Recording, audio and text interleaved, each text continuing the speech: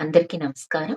కార్తీక పురాణంలో ఎంతో అద్భుతమైన కథ అయిన 8వ రోజు పారాయణం సారాంశాన్ని చూద్దాం.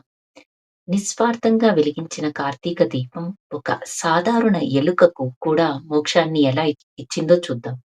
సరస్వతీ నది ఒడ్డున శిథిలమైపోయిన ఒక శివాలయం ఉండేది.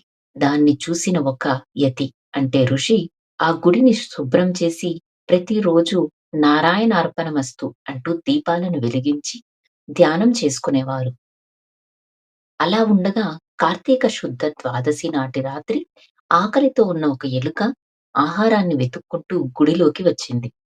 అప్పటికే నూనె అయిపోయి ఆరిపోయిన ఒక ప్రమిదలోని తడి ఒత్తిని ఆహారంగా భావించి దాన్ని నోటికి కరుచుకుని పక్కనే వెలుగుతున్న దీపం దగ్గరకు పరిశీలించడానికి వెళ్ళింది.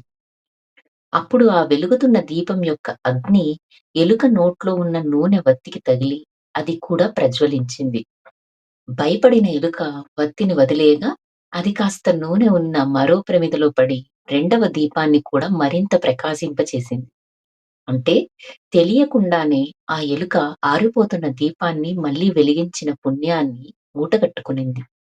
ఆ పుణ్యవశాన ఆ ఎలుక అదే రాత్రి మరణించి వెంటనే దివ్యమైన పురుష శరీరాన్ని పొందింది.